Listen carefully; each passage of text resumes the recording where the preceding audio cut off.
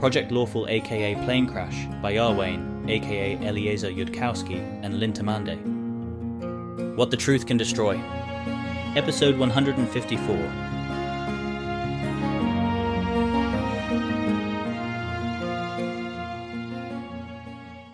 A lot of things happen very fast under conditions like this one. It's not even that security believes snack service about the cultists, but not about the 30 minutes part. It's just, this is sort of what security is programmed to do. Keltham and Pilar are now in the official that Keltham knows about safe room. Carissa Saver and Ferrer Mayol and Jacinthe Subarax have all just been shoved into it. And some of the more powerful security. It all happened very quickly. Other Tier 1 researchers are going to a different safe room. This one is at capacity. Rovagug cultists. I guess everyone else is involved, so why not? She would like Keltham not to be curious about the Rovagug cultists' motives. No, lost cause. She would like Keltham not to ask the Rovagug cultists' motives, and not to find it suspicious if they aren't taken alive. Is this definitely real? Keltham? Keltham say something that no one raised on Galarian could come up with? That'd be easier if I wasn't half asleep and my mind wasn't only generating things like reasons why masochists shouldn't exist, that anybody could have gotten off my transcripts if they had access to those, really simple math I haven't covered. It's a trivial theorem that most useful proof systems can't prove themselves unable to prove a contradiction, because if they could, the hypothesis that they proved a contradiction would yield a contradiction, and then assumable provability would give you that a contradiction is actually provable. Oh. I have confirmation from secondary teams that everyone in the facility is in a safe location, says Abarco. We're calling in backup to intercept the cultists. Snack Service is having a telepathic argument about whether to actually stop and maledict the cultists. Why are Asmodeans so suspicious every time Snack Service suggests not sending somebody to hell? If the cultists know they failed, they'll think they have to try it again. Also, Chiliax might possibly want to observe how the Rovagug cultists are going to get past all their careful security. Because they totally would have if not for Snack Service. Mayol is incredibly not comfortable with the concept that his installation's actual security rests entirely on Pilar's curse. And you know what? Sure, let's get the Keltham impersonator and see how they do it. Mayol's vote is on that. Because if the Rovagug cultists can pull it off, Mayol apparently needs to have words with several people. Words and fire. Don't feel too bad. It wasn't all Snack Service. Stopping this actually involved a direct intervention by Caden Kalian that Broom's god authorized. How do the cultists know I'm here? How are they going to get past all the security? I have a lot of additional questions at this point. Is Cheliax planning to capture the cultists and hurt them until they answer your versions of those questions, if that's how interrogations work here? Rovagug cultists tend to be neutral evil. If they don't maledict the Rovagug cultists, they'll presumably go to Abaddon and get eaten. Carissa is actually not sure she can order that, not in front of Keltham, even if it actually serves Asmodeus better in this instance to let a soul be devoured. You just can't. What are you even doing if you're willing to do that? She is thankfully saved from having to consider this by Keltham's lots of questions, which are directed at Mayol, not her, but she's the Keltham expert. She thinks that Alter Cheliax does not have a principled objection to hurting people until they answer your questions, if those people were trying to hurt you and the answers are important. But Keltham said ages ago, early on the project, that he wanted people to not do that, so they have told everyone associated with the project to, if it comes up, ask first. Also, they're probably not going to take the Rovagug cultists alive, because Rovagug cultists famously tend suicidal. We don't have principled objections to that in a case like this one. But standing orders on the project are to ask your permission before doing that in the project's defense. You seem to have qualms. In this case, I wasn't rushing to ask you because it is not at all likely that any will be taken alive. Rovagug cultists prefer dying and are famous for doing so successfully. Stop me if this is a stupid idea, but I imagine that I would, if I was an experienced security running things, let them get into my bedroom, if they could, to see how they were planning to do that. Already the plan. We're getting your possessions out of there now. I am not especially happy about the implied point that my existence, my location, and those general facts about me implying that I am a good choice of person to kidnap if you want to unseal Rovagug, have spread to the point where Rovagug cultists have heard of it. The last security reports I got about who's known to know about me did not imply the information had spread that far. I'm not happy either, but mostly because I feel like I, or somebody, should have considered this possibility in advance of it actually happening.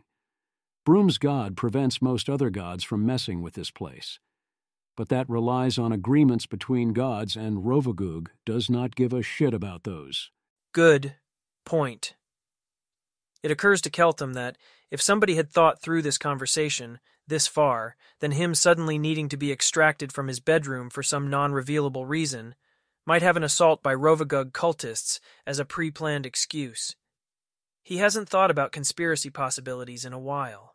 The thought feels sad and tired, and he wants it to go away and leave him alone to be with his Carissa and his project. Keltham consciously notes that part.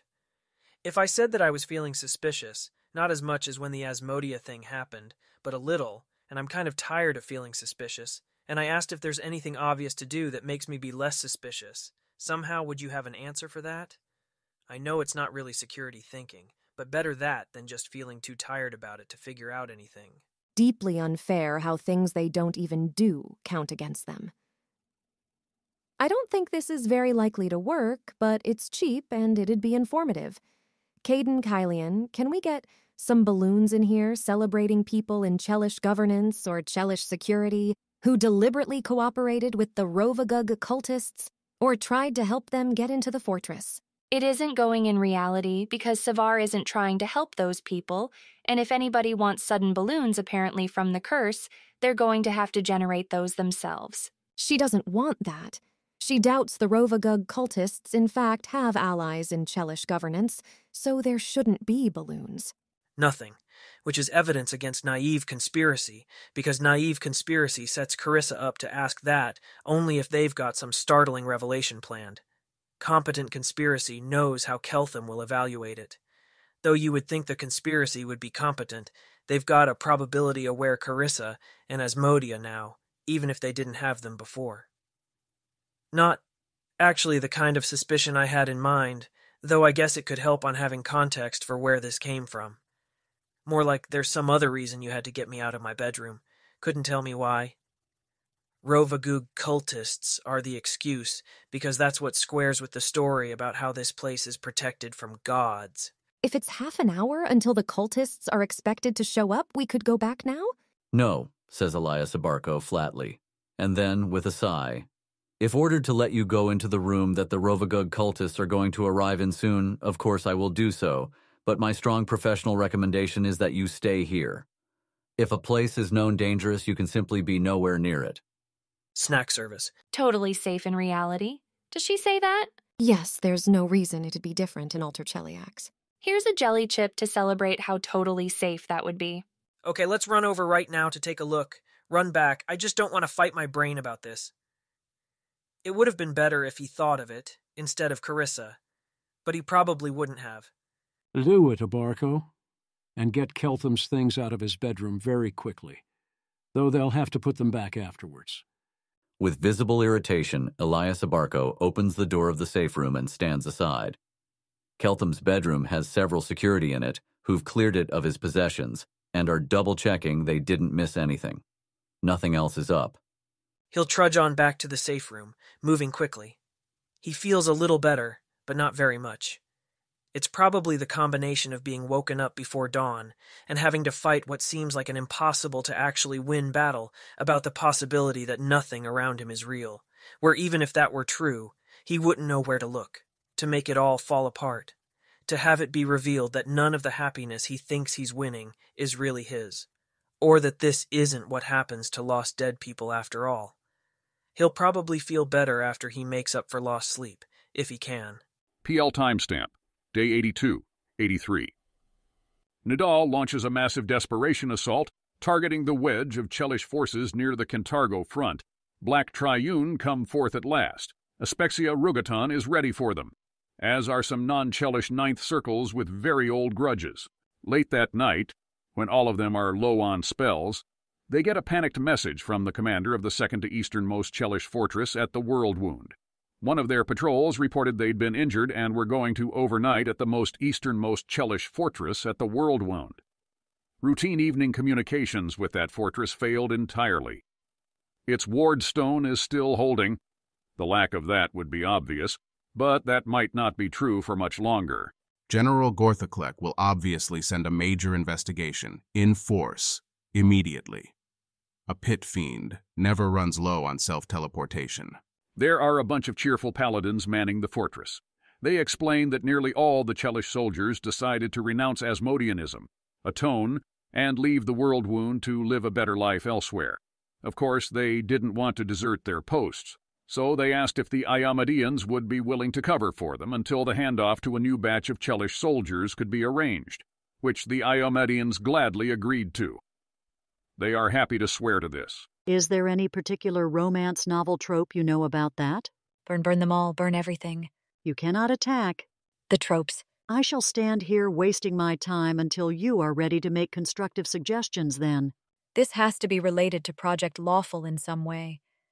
Everything odd that has happened in the last 3 months has been related to Project Lawful in some way. The question is how. Yomadai did, in fact, see something in Peranza's mind for deconverting Asmodeans, which she was permitted to inform her worshippers about. Too obvious. Abigail. I'm serious. It's too obvious.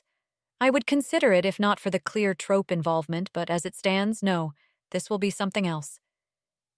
We do need to be more cautious until we figure out what happened. I don't quite believe that its only meaning is a tactic to make us cautious. That, too, I think, would not be the trope's way. Orders on what to tell Keltham about this, if anything at all? Where the reality is that Nidal launched a desperate counterattack, Cheliax was ready for them, and the war is looking to end within weeks. I think we intended to tell Keltham that the war was going poorly and we wanted to make an unsustainable push on Spellsilver as setup for the pause. Sounds like we tell him nothing then. I think so. The war straining Cheliax's resources is a useful excuse on several fronts, anyway. Sir, I don't have clear orders until you tell me yes or those are your orders, not I think so. The Chosen was doing better about this recently, until just now. Hopefully this backsliding does not indicate the Chosen being distracted by anything she should not be distracted by. Distracted? Her? That would be pathetic. Those are your orders. Convey to our forces, or those of them allowed to know who I am, my congratulations, and not my annoyance they didn't take long enough about it, I could reasonably petition Abigail to be Archduchess of Nidal. Sir, you also need to explicitly tell me that you're joking. Otherwise, it's an actual order. I'm joking. Not even with him, with Abigail. Is there anything else? Funny thing happened at a World Wound fortress recently. The Queen of Cheliax is of the opinion that they're meant to think this is Iomadai getting access to an Asmodean deconverting idea from Peranza's mind before she died, but that the reality will be something different, because this has been too foreshadowed to be a valid plot twist. If she had a general version of that, you'd expect her to be using it more aggressively, really. Unless that was just a test, or unless its usage in Cheliax itself runs into the interdiction in a way using it in one fortress doesn't. Why? Those soldiers were defending our world. Even if you could, what do you gain? Does the World Wound Treaty keep working if the gods, and soon the rulers, are expecting Cheliax to conquer the world? Why defend it so Cheliax can take it? Maybe they just walk away from the World Wound and leave Cheliax to defend it entirely on its own, right away, by way of slowing our rise.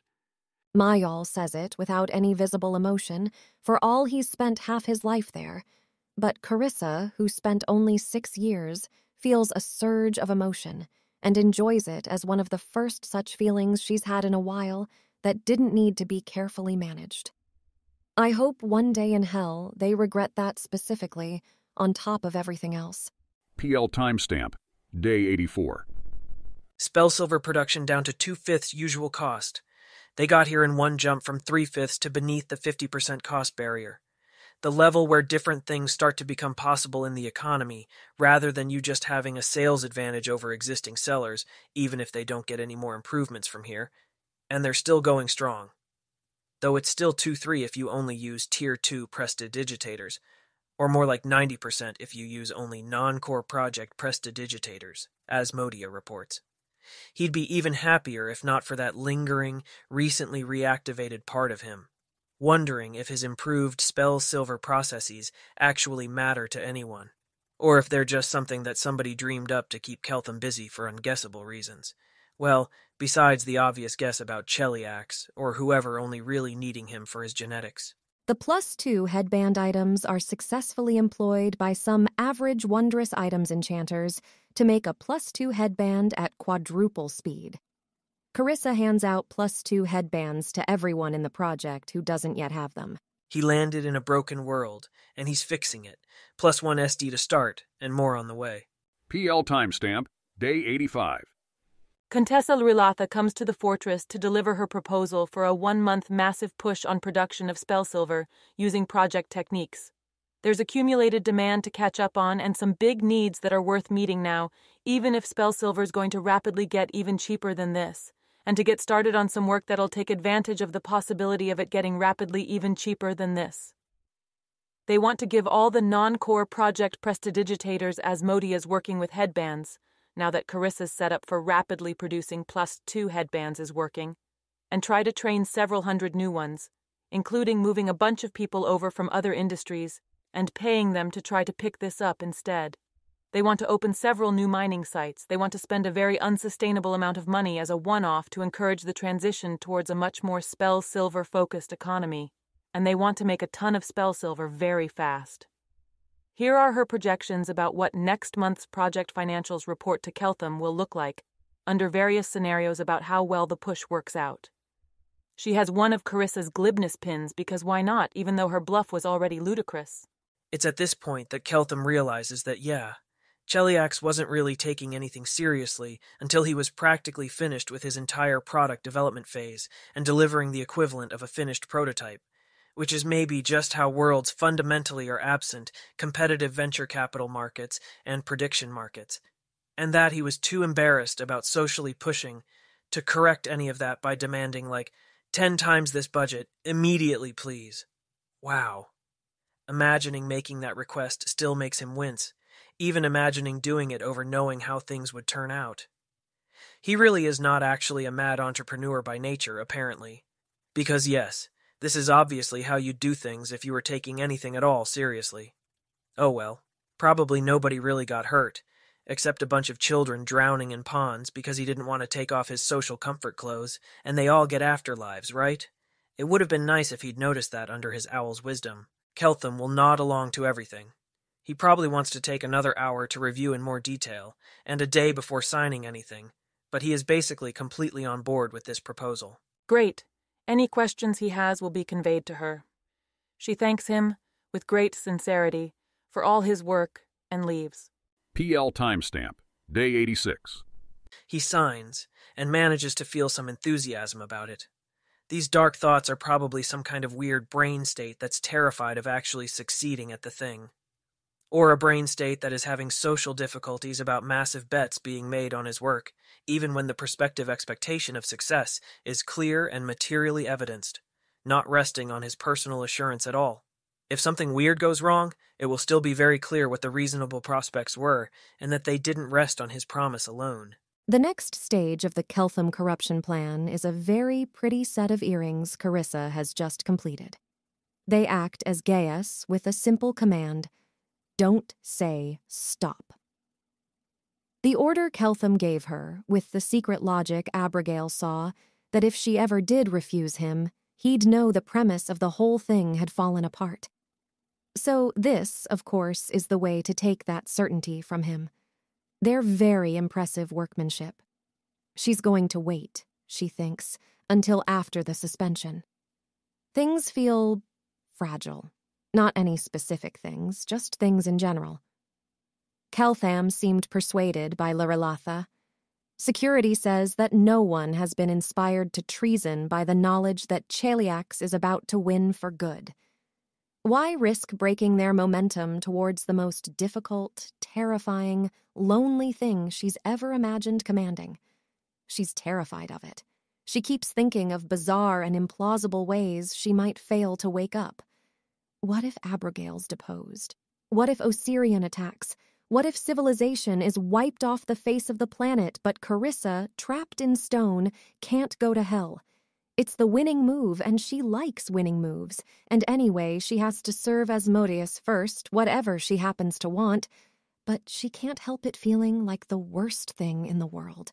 And she can't help feeling, on some deeper level, like she's gotten much better at what she's been charged with doing. She is more Asmodean. Zubirax is pleased. She has encountered no indications that Abigail and the Most High are anything less than delighted with how she has expertly managed the falling apart disaster of a project she inherited into the greatest triumph in Shellish history. Keltham is in love with her, and whether or not she's still in love with him, she doesn't think about too much. She's trying to have less feelings these days anyway. She has a new guiding heresy of sorts, which is that the more of the flaws in yourself you correct before hell, the more of what and who you are you get to retain in your shaping into a devil. The Rovagug cultists have been devoured in Abaddon and Paranzas in hell, and it's really a testament to human weakness and fragility that she can manage to be haunted by both of those things. But she can. PL timestamp day 87. PL timestamp day 88. PL timestamp day 89. Okay, it's pretty clear they're going to get Spellsilver into the target range. It's time to consider what it is he and the project want to do next. After that, is he going to regret not using an owl's wisdom on that? He wonders. He supposedly doesn't owe that to anyone or anything. But, no, he doesn't owe that to anyone or anything. Okay, he's starting to lose patience with himself here. What is it that he'd supposedly see if he used an owl's wisdom on himself? If he already knows what he's scared of seeing and is going around gloomy and depressed about it, every scrap of common sense out of Dath Ilan says to just face it already. Sheesh. He could make sulfa drugs, Keltham thinks. Probably. He doesn't really know how, but he has a rough idea what sort of chemical that should be. They have all kinds of reaction pathway tricks up their sleeves now. That will make more people survive bacterial infections if they can't afford removed disease, and their population density will go up until they are more vulnerable to disease and things are brought back into equilibrium. Unless he can first master contraception, or maybe road making, so that there can be more cities with lower density, which possibly need to be supported by better crops. It's a big tangle, and he knows this, so why is this a sad thought? Maybe it's that there's now an untaken option for thinking about it, which is, cast augury on what happens if he puts on a +2 intelligence headband. Augury isn't perfect, is the problem, but then the probability of disaster isn't that high in the first place, and he could just take the headband off if anything starts to go wrong. While that option exists, he has not, in fact, thought as hard as possible about how to cut the medicine, sanitation, agriculture, density, contraception tangle. So the thought isn't really quiescent inside him. He just thought it would take a huge self-sacrifice, so then that thought got to linger around, making him feel guilty about not making that sacrifice. The problem with that is that augury has a 30-minute time horizon, and if an intelligence headband goes great, he's going to want to go on wearing it, judging by how much everybody on the project is constantly wearing headbands now. Going around wearing one of those for the rest of his life is going to alter his personality. Well, there comes a point where you decide to either do the thing or not do the thing, which you do by actually managing to evaluate it with your utility function or your cheap human approximation thereof of wanting. Or, on a meta level, you decide to either think about the thing more or not think about the thing more, and either way, you're supposed to be able to get over it at that point. There's the war on Nidal, too, and this is a depressing thought. Why? What does his brain think he's supposed to do about that? Is he possibly just supposed to be depressed because Nidal is awful? He could make weapons as his thing to do next. He's got acid in very large quantities, and that will let you make large quantities of some relatively weak and tiny things that go boom. He doesn't want to make weapons. He doesn't want his knowledge to be used to hurt people. He doesn't want that to be his meaning to Galarian. And he's evil, so what he wants should be enough of an answer. That's the whole point of being Keltham instead of a median Doth Ilani. Yeah, his brain isn't actually buying that at all. The people in Nidal are hurting. It matters to them a lot more than any of this matters to Keltham. Carissa's school instructor got soul-trapped, and Keltham has not been asking questions about what happened to him exactly. And that also matters to Keltham, and he cannot actually live in denial about that either, no matter how much it flaming resembles all of the smug, satisfied opinions that people around him politely didn't express, but that he knew they were thinking, about how maybe Keltham would just grow out of it and turn into a median Dethilani one day. It may not even be the lawful answer. He'd be destroying a lot of their value for a little of his value, and that's not what he'd have wanted the timeless, updateless decision to be of people in his position. Cool, next up, make weapons for Cheliax. And his brain's not buying that one either. Dear brain, you must, in fact, either make weapons for Cheliax or not make weapons for Cheliax. To take neither of these options is not, in fact, among your options. So you should decide which of these two things is better, and then do that thing, and then not feel bad about it. If that argument doesn't sound appealing, is it because there is some additional thought Keltham is supposed to think, to weigh, before deciding? Please exhibit it, brain. Or make a gesture in its general direction. Or throw up a tiny note of discordance or something. Is he actually reluctant to make weapons for Cheliax, mainly because his brain still hasn't gone quiescent about the conspiracy thing? This is not a very consistent attitude to hold, brain. In the sort of conspiracy world where Cheliax does not already know all of that stuff Keltham knows, where his making weapons would actually matter. Keltham has also been teaching them to refine spell silver at 10% of the cost. That is also a bad thing to do if he is secretly captive inside a conspiracy. If his Dath Ilani sensibilities don't instinctively worry about that, the way they worry about crafting weapons, it means his sensibilities are wrong and incoherent about at least one of, is it okay to make weapons for Cheliax, and is it okay to mine cheap spell silver for Cheliax, and he needs to resolve that. Is he in fact thinking about the right things at all here? Maybe if he asked Lurilatha about weapons, she'd say it's unlikely that Cheliax could really benefit much from them, that he should spend his next effort on forging, or roads, or agriculture instead. That seems unlikely to be the thought that finishes this dilemma. He has not, for one thing, actually asked about weapons, except of that paladin, on a much more grand and impractical scale of explosions that seem safely non-threatening to his real life. And for another thing, explosives shouldn't be very hard at this level of chemical expertise compared to mining spell silver. And for another thing, back in Doth Elan, if he'd come across an internally inconsistent thought, like, it's okay to mine spell silver for my apparent hosts but not to build weapons for them, he would have considered that as a big deal and tried to resolve it. He somewhat got out of that habit due to Golarion making him be totally incoherent all of the time. But things are settling down now. He is not having a new terrible epiphany every 4 hours, and he can afford to maybe start being a little coherent again. Right, so is he, in fact, inside of a terrible conspiracy of terrible people doing terrible things, who should never have been given any of his chemistry ideas, and definitely shouldn't be given explosives? Take a moment to experience fully how much this feels like an awful, stale thought you don't want to have to think again. And set that aside. Okay, so, now that he's thinking about this clearly, there's obvious things he could do, which he has not done, and that would be a reasonable reason for his brain to fail to go quiescent about this. 1. He could actually try to review all of his evidence and compare the most probable, ordinary, and conspiracy worlds implied by that evidence in hindsight to that evidence and each other. 2. He could try to poke and probe at his reality in any number of ways that he has not, in fact, really allocated a special day to do. Except this should actually be step 1, because you'd want to do that before assembling all your evidence. Only there's a preliminary step 0 quickie evidence review that he ought to do before he assembles poke and prod procedures. 3. Depending on results of initial poking and prodding and the evidence review, he could do things like try to do scried consistency checks on the larger world, even accepting for now that it's dangerous for him to step outside Broom's God's interdiction. He could ask to talk to somebody, lawful neutral or lawful good, who's powerful enough to demonstrate, like, they're not being fake. Somehow he is not sure of how that could work. He could demand a huge assortment of random books from all over the world, now that he can afford those. He could try in other ways to put his vision clearly outside of Cheliax, even if he can't put himself outside of Cheliax.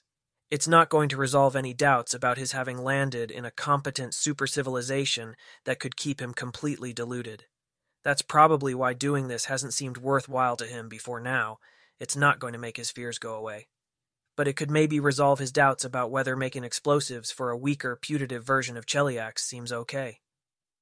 The conspiracy that can actually be helped by him if he makes explosives putatively to help Ordinary with their long, grinding war with Nidal is a narrower concern to investigate.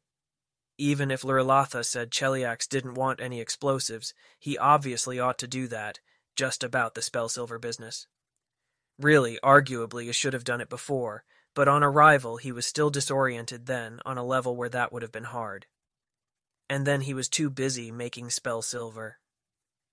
Yeah, in retrospect, there was sort of a missing step in the middle there. Had he taken time for meta-thought to order things? Keltham doesn't feel too terrible about that part. It legitimately took a while for his brain to quiet down and shake itself out, to the point where its remaining doubts were this easy to go through and organize, without 100 other additional questions running off in all directions. Still gonna suck if Carissa and Yaisa and Asmodia and Meritzel and Ione all get lost to him over it, after he let himself get attached. Okay, that problem is mostly Carissa. He'd survive losing the others. Is his brain actually worried about that, on a short-term time scale? This requires that his brain assign significant probability, not only that everyone he's come to have feelings for is a conspiracy agent, but that Keltham has enough evidence to figure this out, or will be able to find enough evidence as soon as he tries. Well, that sure seems like the sort of thought that could get in the way of a happy relationship. That makes Keltham's correct course of action here very clear. He's going to announce now that he's taking tomorrow off. Announce that part tomorrow. It may inconvenience others, but he doesn't want his brain thinking that the conspiracy successfully deduced what that request meant in context, and stayed up all night to prepare. He's taken days off before, but maybe he'd ask for this one with a facial micro-expression that gave it away, or somebody would make an inference from the precise timing of the request. If he's doing this at all, he'll do it with a pretense of security mindset, so his brain doesn't think he could try again better. He'll spend some time tonight figuring out what to try, and which spells to request tomorrow at dawn, and then he's going to try to crack the world he's inside, to see if it's just a fragile eggshell, after all. Wrong attitude, and then he's going to try to crack the putatively fragile eggshell of the world he's inside. If the world is real, it'll be able to take it. That which shouldn't be destroyed by the truth can't be. PL timestamp. Day 89. Long night. Avaricia is going to stay out of suspension at least for a month to help with the more sensitive presidigitable chemical processes. Carissa has some hesitations about this, most of them shaped like, if you start treating Avaricia as a Dathilani rude person and forget who she actually is, and then she outmaneuvers you and arranges for you to never wake up, you'd deserve it. But it means Spellsilver's a lot cheaper, and at her splendor acting normal should be easier. And she's not close enough to Keltham, he'll notice subtle personality changes. Mylal's also going to stay out of suspension at least for a month, possibly for the duration, to manage the logistics of the expanded Spellsilver project. She's not worried about that. She is pretty sure that every time Abigail or the Most High or Gorthoklek steps into their fortress, he is deeply grateful, deep in his heart, that it's Carissa they're here to see. They're about a week out. They can do it sooner if anything makes them nervous. They can wait a bit longer if Keltham's teaching something immediately applicable. People keep coming up with reasons to stall. Probably they're all as nervous as she is. More nervous, maybe, because more disposable. But she remains pretty sure it's the right call. PL timestamp. Day 90. Morning. You don't get to be a 7th Circle cleric of Asmodeus without the ability to be professional. Including being professional when terrified that you're going to be fired, executed, and not have a good time in hell. This is practically synonymous with being professional at all in Cheliax. Project Lawful is probably valuable enough at this point to continue anyways, and this probably isn't Subirax's fault. Her report relayed via security to the Chosen of Asmodeus contains no tone at all, just the facts. Spell gauge shows that Keltham received the following spells upon praying today. First, Comprehend Languages, Sanctuary, Protection from Evil, Abadar's Truth-Telling, X 3 Second, Owl's Wisdom, Eagle's Splendor, Augury the 10th 2/3, Invisibility Purge X2, Summon Monster the 3, fourth is unknown as always, Subirax cannot read that high. An extreme emergency request for 8 the Circle support to Mindreed Keltham has already been sent by teleport. Burning their scroll of heightened detect thoughts on Keltham can also be done immediately pending Sever's orders. This is a very tropey time for him to get suspicious, is the first thing Carissa's brain produces, for some reason. Do it. And try to secure a dominate monster so we can control whatever he summons, and put Rabassa and Tura and Abarco on his personal security, if they aren't already, and have someone review last night's activities. And check all the girls to see if anyone tipped him off, and if so, what they said. Additionally, I want her infernal magistrix on site. She might think of something I won't, and she can definitely authorize things I can't. Subirax doesn't remind the Chosen that standing orders from the Most High are that Sevar is supposed to fight this game against Keltham by her own will, because tropes probably do not permit the Queen to win if she's in charge. If Sever wants to request her infernal magistrix standing by while restricting herself in whatever way the Most High has demanded of her, it's her call. The security sent as messenger to Igorian has telepathic bond up. The new request can be added immediately. Emergency mind read results. Keltham is thinking about whether to trust Cheliax with weapons information for the war on Nidal, and plans to spend a day properly trying to pierce conspiracies, specifically in the class of the conspiracy isn't so powerful that they couldn't use my knowledge about spell silver or weapons. He's conducted a preliminary review of some of his evidence, but all his surface thoughts referenced was the point that if the conspiracy existed, it was improvising very hard during its early days. He hasn't done a full review of evidence because he's planning to gather more evidence today. His next destination is asking Ione for books written in non-Taldane languages. He plans to collect those early, before the hypothetical conspiracy has a chance to react to his other requests, something about a scry, and his brief surface thoughts about what he was planning to do to the books later didn't make sense to the security who cast from Scroll, something that felt like an inscrutable Dathalani thing you could do to a language. One of his 4th-level spells is Tongues. Well, fuck. Ask Mayal if we're allowed to petrify him while he's attempting to leave. Get some old books written in non-Taldane languages, fudge the dates. Have Ione still asleep, or if she's never slept in up to this point, have her in the toilet. Acknowledged. We can... It feels like it's on the edges of our orders, unfortunately. We can't try to keep him for the long term if he's trying to leave.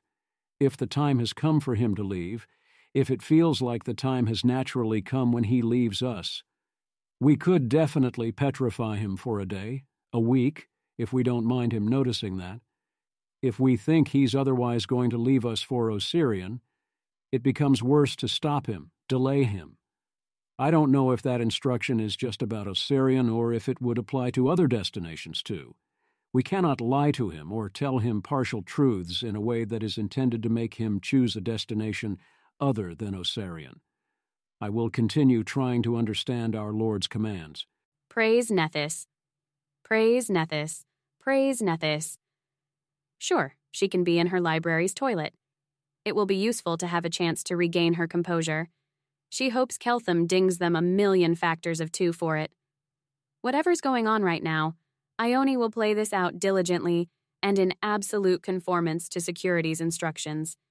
She is very relieved and very confident that whatever they try won't work, and is therefore happy to help her hardest. She thinks they'll lose 3, 4 factors of 2. It's better than losing any once Keltham asks for the books. Old books that say nothing about infernal Cheliax, the dates changed by a century, and they'll use the trick to make Keltham skip over problematic phrases, That's the best she can think of. It's reasonable for Ione to only know of 2 or 3 such books. She wears the new earrings just to have a plot point that hasn't happened yet and needs to happen before Keltham leaves. She has this. There's over 100 assorted weird books now in a hidden nook of the Fortress Library, from which Ione can also borrow books. There should be 5 old foreign language books in there, and security has magical text-altering tools to work on the date. They just need literally 3 minutes, and this will be okay.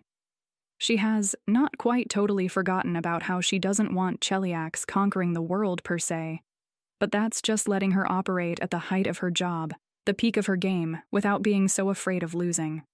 Cheliax will not dispose of her, she thinks, if she fights her true best and loses fairly.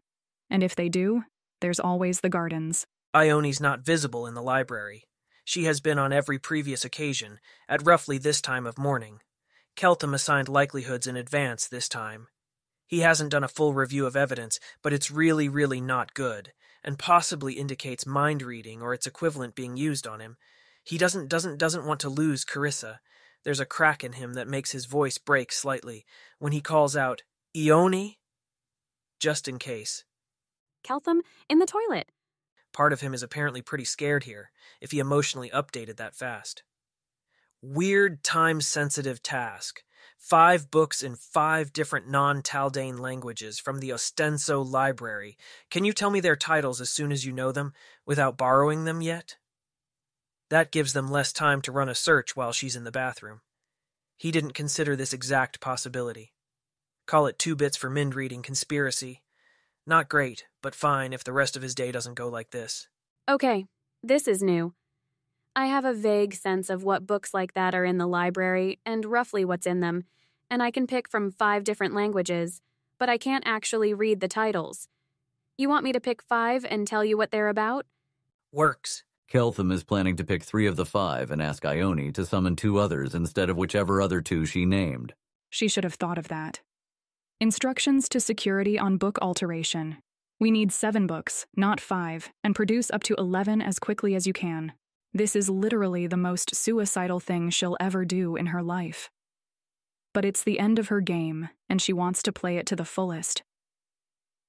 If the Queen of Cheliax is available and the Most High's instructions permit it, I request her in this loop cautioning me on which clever things Keltham might think of next. I'm not thinking of them fast enough. Asmodia is on Fox's cunning, besides her +6 wisdom headband and Eagle's splendor, without which she would never have dared that request. But that set of stat boosts wasn't enough before and won't be enough now. Queen's ETA 2 minutes. Your request will be relayed. This security now respects Asmodia a lot more than he did 30 seconds earlier. She's insane, but the kind of insane you don't mess with until they go down in flames of glory or dishonor. Choose your random numbers now. Fresh method and means. If you choose them in advance, the mind-reading, conspiracy may know them. Keltham picks 3 of 5, asks Ione to choose 2 others. Ione, sorry for the weird request. We'll owe you a favor, or just pay you a cheerful price if you want to name one, but I want you to summon those books immediately and get them to me outside the bathroom, regardless of personal inconvenience thereof. Literally, as fast as possible. I'll turn away from the door so you've got some privacy on that. It's a spontaneous thought. There's no warning. Do it. Now. We'll alter the borrowed books somehow. Keltham wasn't planning to use the books until later. Use major image if you haven't altered dates on front matter, and he looks at that before we get a chance to alter them later. She'll obey, suppressing the huge smile on her face when she shoves the borrowed books out of the bathroom door, just in case Keltham is peeking. This is going to be so great, and she will absolutely do everything she's ordered enthusiastically and with maximum cooperative competence while it all goes down in flames. Thanks, Ione. Owe you one. Keltham will now rip 1 page apiece out of each of the borrowed library books, overriding the flinch any Dath Ilani would feel at doing such a thing. It's been represented to him that changes to Ione borrowed books don't damage the originals, and cast comprehend languages while he reads those 5 pages. Afterwards, he'll tuck those 5 pages into a relatively protected interior jacket shirt pocket. Keldum's thoughts indicate that he's doing this to be able to verify that it's the same 5 pages later when he casts tongues and does, something that's going to take him a while, possibly something about how the meanings of different words relate to each other. She's not seeing it at all, and prays to Pharasma that this means Keltham is checking the reality of something they did not fake. She admits fault in having not foreseen this line of possibility, having not tried to produce an extensively law-trained mathematical adept security, who could cast their emergency-heightened detect thoughts and successfully understand what Keltham was thinking. Something about how the meanings of different words relate to each other. Something that'd be hard to fake. Baseline is invented, but Golarian languages borrow words from each other? No, that's not the right kind of thing. Good places ought to have systematically different languages from fake evil, from real evil. Baseline seems to work like that, with the most important words shorter, but no Golarian language does because none of them were deliberately engineered. What would she even learn if she suddenly could read Kalish? Security with Kalish, who can cast share language from scroll, exists. Now Carissa speaks Kalish. What does that even give her? Can she say, my insane idiot boyfriend who's going to ruin everything? Yes, she can. What about my queen? Nothing's discernibly very different about saying that. What about, we're all going to die in horrible agony? The word lengths don't seem particularly different. She hopes he's just checking if the languages have the right sort of shared language history, but somehow she doubts it. The vast things watching all this from orthogonal angles to ultimate reality are talking so fast among themselves that Nethys is finding it hard to keep up with their nearly incomprehensible thoughts. They are possibly speculating on what Keltham could try next to pierce the veil, given what he already knows. Keltham's clearly visible security detail requests instructions about how he's supposed to be reacting to this whole business with Ione Sala. He doesn't think his alter self is particularly alarmed yet. Keltham is an odd person, and this doesn't seem out of character for him. But he requests confirmation on that. These are unusual circumstances. Yep, that's correct. After he does another odd thing, security can inquiry as to whether Keltham wants additional or alternately no security while he's running around doing things, but not yet. Keltham heads to store his mutilated books in his bedroom. Keltham's thoughts indicate that he was planning to maybe get a bite of breakfast before his next step. But the bump in mind reading, conspiracy, alerted. Conspiracy from Ione not being present at her usual place in the library has changed his mind. He's currently heading to Mile to make some inconvenient and embarrassing demands. Cheliax is diverting serious national energy to mining spell silver, and Keltham needs to just get over his sense of embarrassment about asking Cheliax to burn teleports or scrolls on reassuring him in weird ways. He's also trying not to think about specifics, and apparently internal thought control is something Dath Ilani are trained in. Keltham doesn't think like somebody who has actual training in resisting detect thoughts, and is probably going to think of what specifically he's planning in like another minute or two. But he didn't think of it immediately.